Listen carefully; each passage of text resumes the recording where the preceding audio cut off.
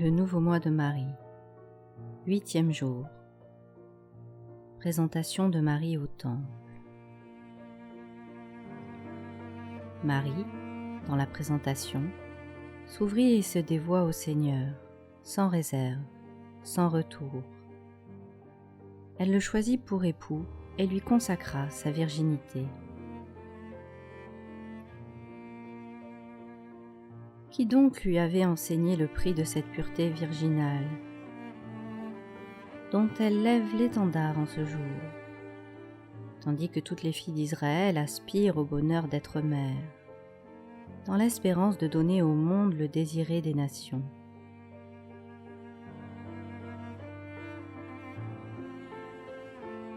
Où Marie a-t-elle puisé la pensée d'un tel sacrifice et le courage pour l'offrir et le consommer?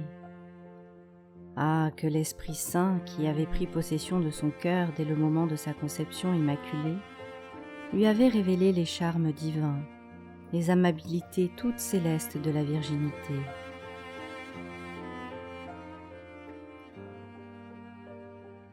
Aussi, cet admirable enfant ne soupirait qu'après le bien-aimé de son cœur.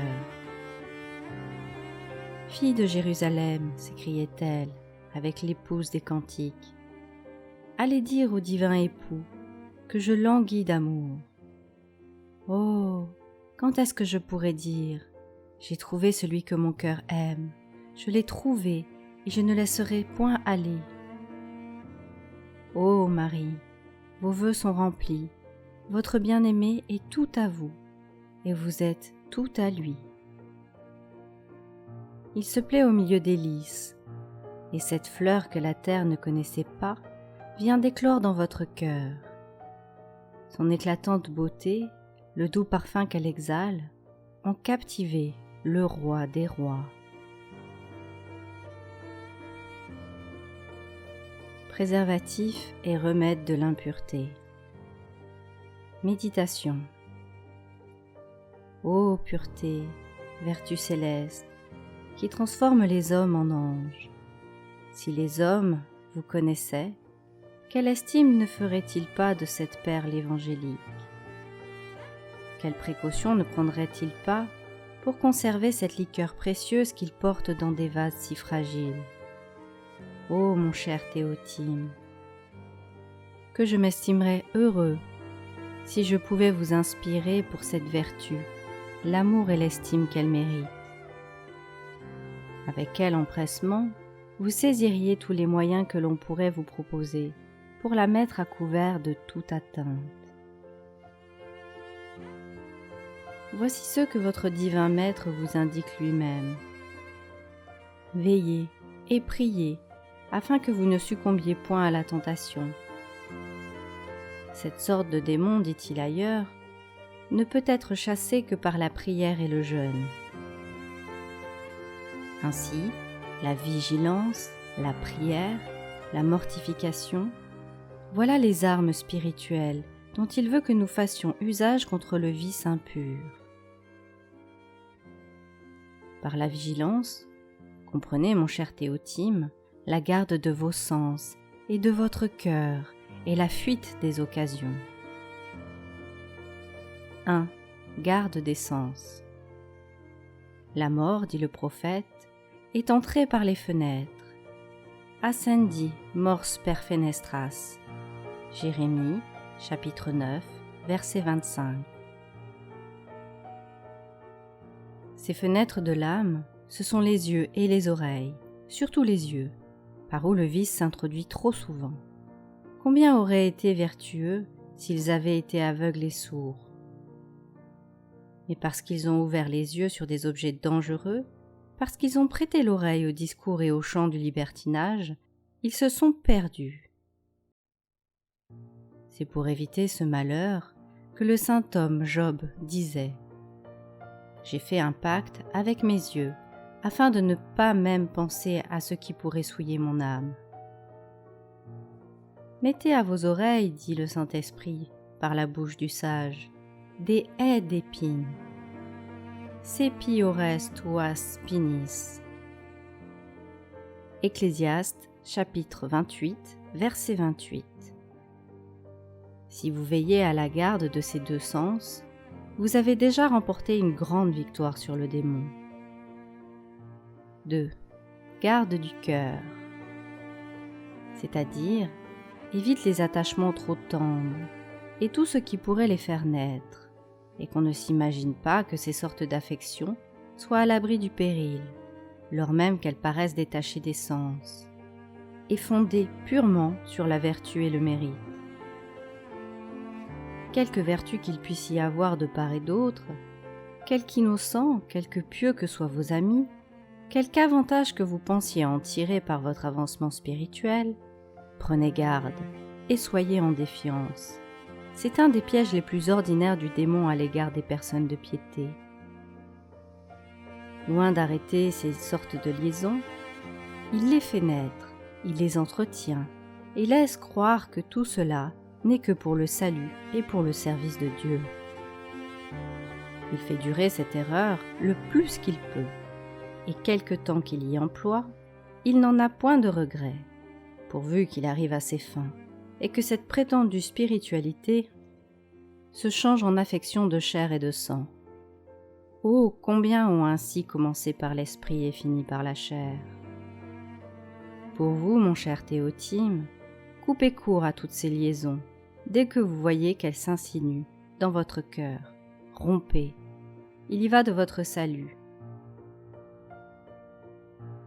Fuite des occasions. Il y a des tentations dont on ne triomphe qu'en luttant contre elles. Quitter la place, c'est déjà être vaincu. Pour venir à bout d'un ennemi, il faut l'attaquer de front et non reculer devant lui. Mais pour ce qui concerne l'impureté, c'est tout le contraire. On ne peut en triompher que par la fuite. Oui, si vous me demandez ce qu'il faut faire pour les occasions dangereuses, je vous dirai « fuyez ».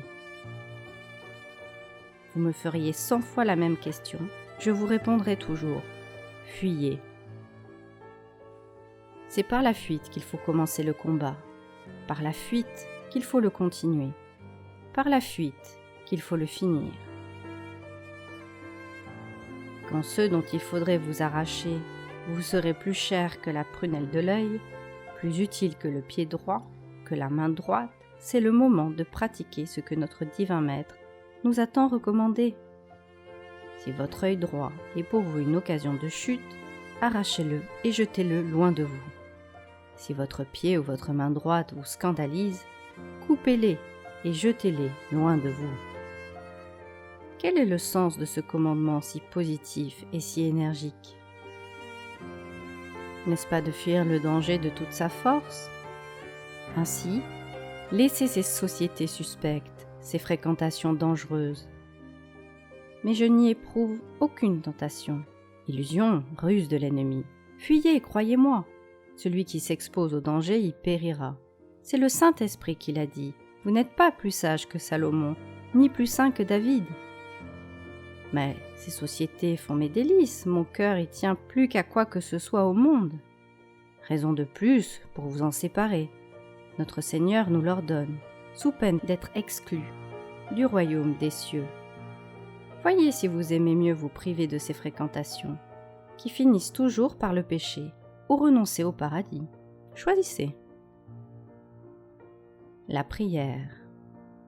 Et sous ce nom, il faut entendre en général tout ce qui est élévation de l'âme vers Dieu, comme la méditation des vérités de la religion, des vertus chrétiennes, le souvenir des bienfaits de Dieu, la prière, dis-je, et un des plus sûrs remèdes contre toute espèce de tentation, mais surtout contre les tentations impures. Le Sauveur ne dit pas seulement « veillez », mais « veillez et priez », afin que vous n'entriez pas en tentation. Un père de l'Église dit que, comme les cris font fuir les voleurs et accourir les voisins au secours, de même la voix de la prière chasse les démons et appelle les anges et les saints au secours de celui qui prie. Le souvenir des fins dernières est encore un puissant préservatif contre l'impureté. Souvenez-vous, et c'est le conseil du sage, souvenez-vous de vos fins dernières, et vous ne pécherez jamais. Surtout, la considération de l'enfer et de l'éternité malheureuse est capable d'arrêter tout court sur le bord de l'abîme. Rappelez-vous ces grandes pensées d'un Saint-Père.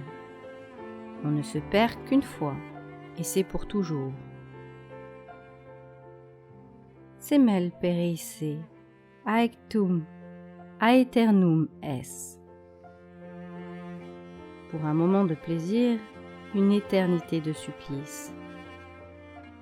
Momentaneum, quod delecta, aeternum quod cruciat.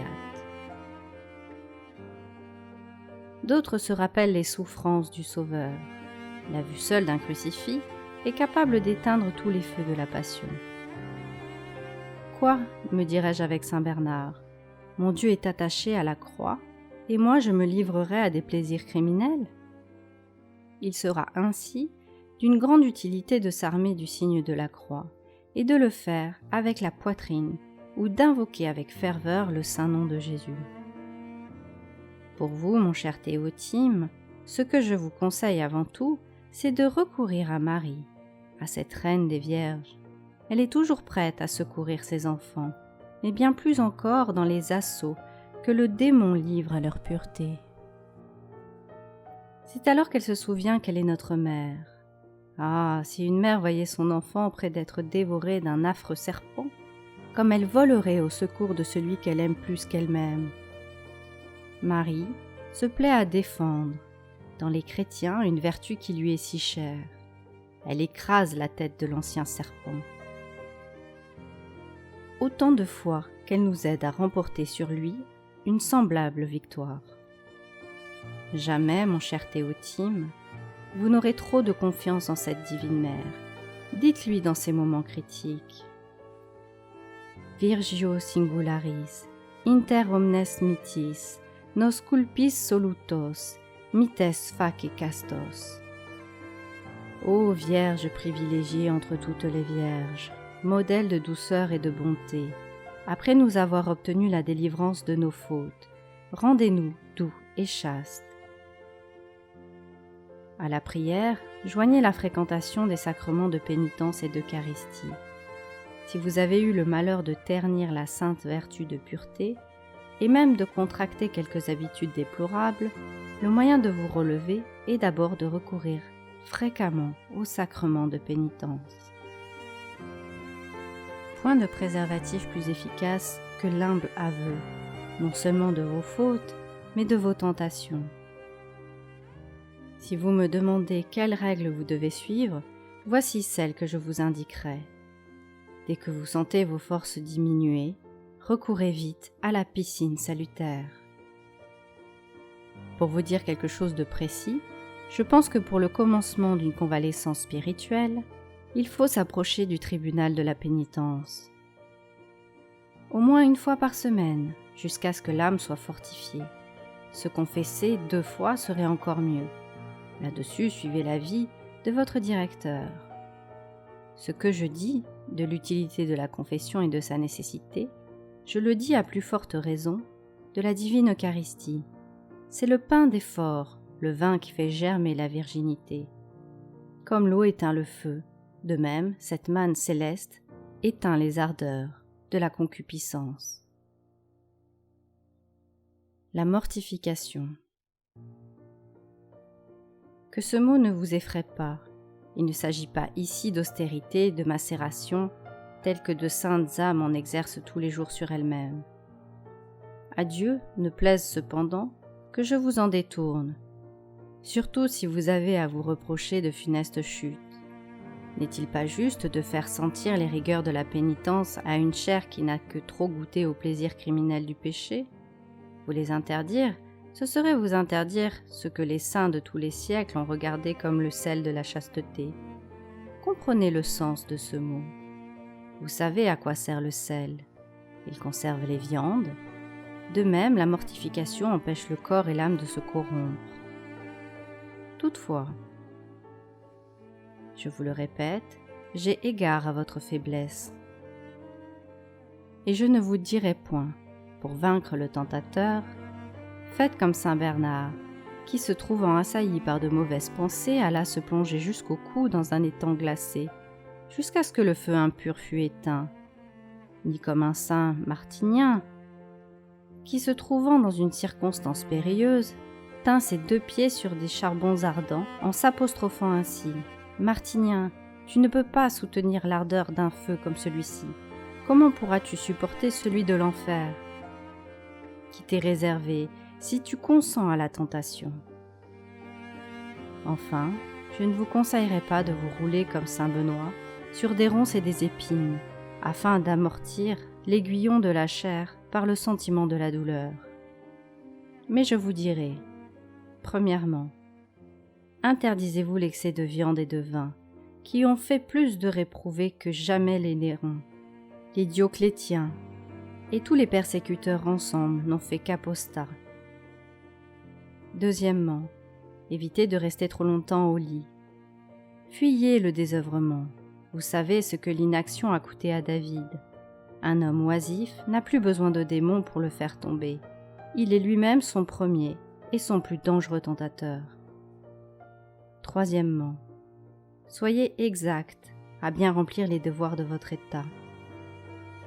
Le travail et des occupations réglées, voilà la première sauvegarde contre les assauts du démon. Savez-vous comment saint Jérôme vint à bout d'en triompher? Il eut d'abord recours à tout ce que la pénitence peut avoir de plus rude et de plus crucifiant. Et cependant, il avoua que, quoique son corps fût déchiré par la pénitence, exténué par le jeûne, il se trouvait encore en butte aux tentations les plus violentes. Mais l'application fit tout ce que ses austérités n'avaient pu faire. Imitez-le. Exemple. Un verre d'eau, donné au nom de Jésus-Christ, ne sera pas sans récompense. C'est lui-même qui nous en assure dans son évangile. L'expérience a prouvé qu'une légère mortification, un petit silence offert à la très sainte Vierge, n'ont jamais perdu leur salaire, et qu'ils ont même été plus d'une fois payés par les faveurs les plus signalées. En voici la preuve. Un jeune homme, assis dans une barque avec un bon religieux et d'autres passagers, pour faire un court trajet aux environs de Gênes, il tenait dans ses mains un de ces livres licencieux qui ne sont que trop connus dans notre malheureux siècle. Il le lisait de temps en temps et disait tout haut à la compagnie, par une espèce de bravade: « Voilà un livre charmant, plein d'esprit. J'en fais mes délices. Je voudrais le savoir par cœur. Je ne le donnerai pas pour un trésor. » Puis, s'adressant au religieux, « Mon père, lui dit-il, auriez-vous la curiosité de le voir? Vous seriez bientôt convaincu que je ne vous en impose pas. » Le religieux prit le livre. Il n'en eut pas plutôt lu quelques lignes qu'il reconnut la nature de l'ouvrage. Il le referma et le rendit incontinent à son maître. Le jeune homme le pressait de continuer. « Non, monsieur, c'est assez. De pareilles productions pourraient se distinguer même à l'odorat. »« Que voulez-vous dire par là ?» reprit le jeune homme. « Je veux dire que l'infection qu'exhalent ces sortes d'ouvrages ressemble à celle des cadavres et des égouts. On les sent de fort loin. Je sais qu'il y a aussi des êtres qui en font leur parure et peut-être leur délice. Que voulez-vous? Chacun a son attrait. Pour moi, grâce au Seigneur, je ne me sens pas un tel penchant. Trouvez bon, je vous prie, que je reste comme je suis. » Cette réplique déconcerta le jeune cavalier, qui fut tout honteux de son imprudence. Le religieux s'aperçut de son embarras, mais il se garda bien d'en profiter pour l'humilier davantage. Au contraire, il chercha à gagner sa confiance par ses manières douces et engageantes, surtout par la gaieté de sa conversation. Comme il était aussi pieux que savant, il vint aisément à bout de faire tomber le discours sur quelques sujets de religion.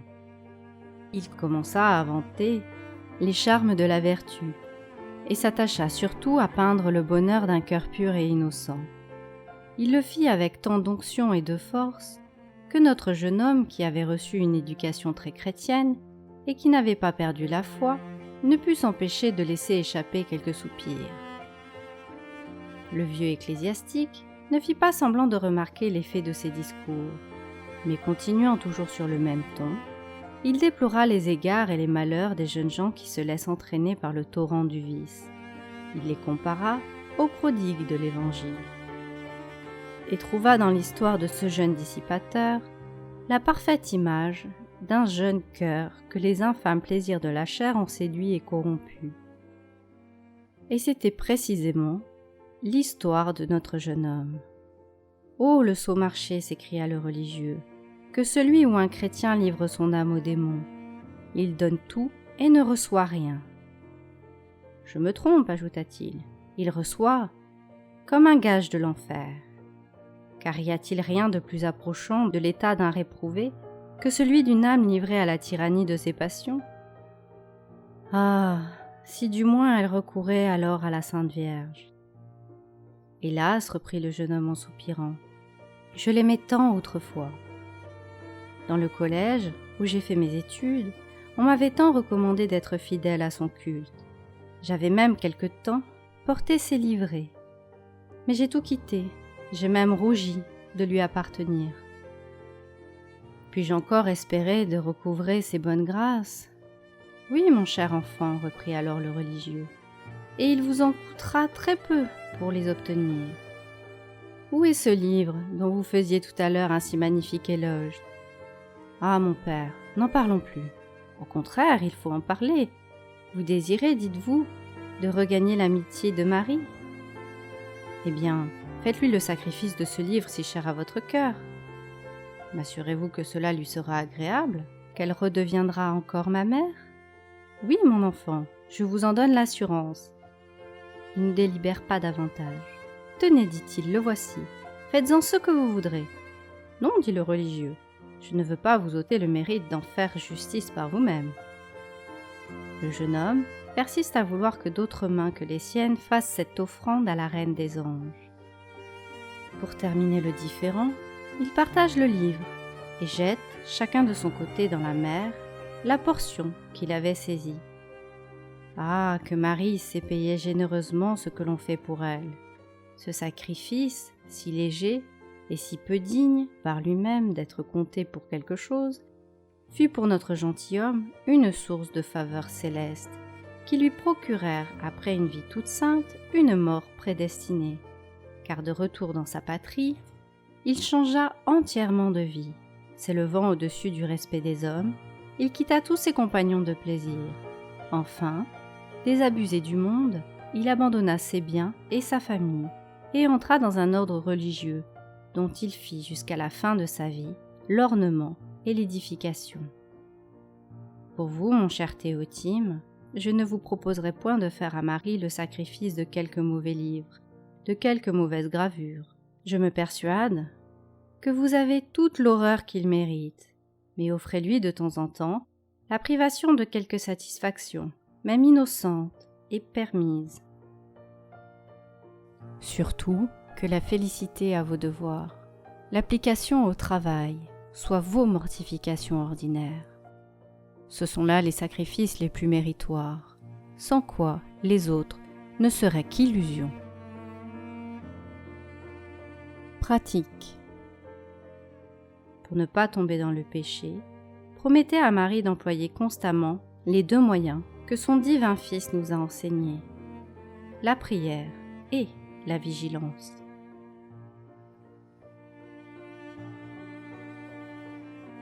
Merci d'avoir écouté cette lecture. Elle vous est proposée en donation libre et consciente. Pour réaliser votre don, c'est très simple. Rendez-vous sur laetitia.pro/donation.